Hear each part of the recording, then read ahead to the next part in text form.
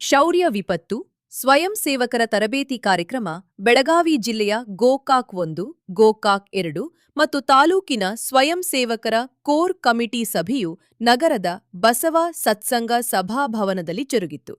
ಈ ಕಾರ್ಯಕ್ರಮವನ್ನು ಧಾರವಾಡ ಪ್ರಾದೇಶಿಕ ವಿಭಾಗದ ಪ್ರಾದೇಶಿಕ ನಿರ್ದೇಶಕರು ದಯಾಶೀಲ ಅವರು ದೀಪ ಬೆಳಗಿಸುವುದರ ಮೂಲಕ ಕಾರ್ಯಕ್ರಮಕ್ಕೆ ಚಾಲನೆ ನೀಡಿದರು. ಬೆಳಗಾವಿ ಜಿಲ್ಲಾ ನಿರ್ದೇಶಕ ಎಚ್ಆರ್ ಲವಕುಮಾರ್ ಅವರು ಶೌರ್ಯ ವಿಪತ್ತು ಸ್ವಯಂ ಸೇವಕರಿಗೆ ಮಾಹಿತಿ ನೀಡಿದರು. ಕಾರ್ಯಕ್ರಮದಲ್ಲಿ ಕೇಂದ್ರ ಕಚೇರಿಯ ಶೌರ್ಯ ವಿಪತ್ತು ನಿರ್ವಹಣಾ ವಿಭಾಗದ ಯೋಜನಾಧಿಕಾರಿ ಕಿಶೋರ ಹಾಗೂ ಜನಜಾಗೃತಿ ವೇದಿಕೆಯ ಪ್ರಾದೇಶಿಕ ವಿಭಾಗದ ಯೋಜನಾಧಿಕಾರಿ ಭಾಸ್ಕರ್ ಅವರು ಹಾಗೂ ಗೋಕಾಕ್ ಯೋಜನಾಧಿಕಾರಿಗಳು ಉಪಸ್ಥಿತರಿದ್ದರು. ಪ್ರಾದೇಶಿಕ ನಿರ್ದೇಶಕರ ದಯಾಶೀಲ ಅವರು ಮಾತನಾಡಿ, ಶ್ರೀ ಕ್ಷೇತ್ರ ಧರ್ಮಸ್ಥಳ ಗ್ರಾಮಾಭಿವೃದ್ಧಿ ಯೋಜನೆಯ ಉದ್ದೇಶ ಮತ್ತು ಕಾರ್ಯಕ್ರಮಗಳ ಕುರಿತು ಮಾತನಾಡಿದರು.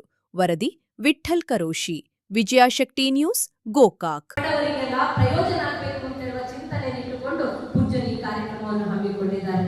ಆದ್ಮೇಲೆ ನಾವು ಮನುಷ್ಯನಾಗಿ ಹುಟ್ಟಿದ ಮೇಲೆ ಏನಾದ್ರೂ ಒಂದು ಸಮಾಜಕ್ಕೇನಾದ್ರೂ ಒಂದು ನಾವು ಸೇವೆಯನ್ನು ಮಾಡಬೇಕಂತೆ. ಆ ನಿಟ್ಟಿನಲ್ಲಿ ಇವತ್ತು ಬೇರೆ ಬೇರೆ ರೀತಿಯಲ್ಲಿ ನಾವು ಯೋಜನೆಯಲ್ಲಿ ಕಾರ್ಯಕರ್ತರಾಗಿ ಕೆಲಸ ಮಾಡ್ತಾ ಇದ್ದೇವೆ. ಬೇರೆ ಬೇರೆ ಜನರಿಗೆ ಮಾಹಿತಿ ಕೊಟ್ಟು ನೀವು ನಿಮ್ಮ ಊರಲ್ಲೇ ನಿಮಗೂ ಒಂದು ಪುಣ್ಯದ ಕಾರ್ಯದಲ್ಲಿ ಸೇವೆ ಮಾಡುವ ಅವಕಾಶವನ್ನು ಪೂಜ್ಯರು ನಿಮಗೆ ಕಲ್ಪಿಸಿಕೊಟ್ಟಿದ್ದಾರೆ. ಖಂಡಿತ ನೀವು ಭಾವಿಸಬೇಕು, ಇದು ನಮ್ಮ ಪೂರ್ವ ಜನ್ಮದ ಪುಣ್ಯದ ಫಲ ಅಂತ. ಕೆಲವರಿಗೆ ಸಣ್ಣ ಸಣ್ಣ ವಿಚಾರದ ಬಗ್ಗೆ ನಮಗೆ ಇದು ಏನಿದೆ ಅಂತೇಳಿ ಅದರ ಮಹತ್ವ ಗೊತ್ತಿರೋದಿಲ್ಲ. ನಿಮಗೆ ಹೌದಾ?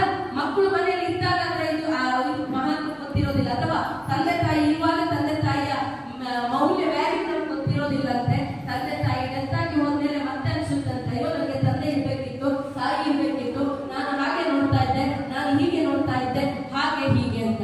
ಆದ್ರೆ ಇರುವಾಗ ನಾನು ಹೀಗೆ ನೋಡ್ಬೇಕು ಅಂತ ಹೇಳುವ ಯೋಚನೆ ಕೆಲವರಿಗೆ ಬರೋದಿಲ್ಲ.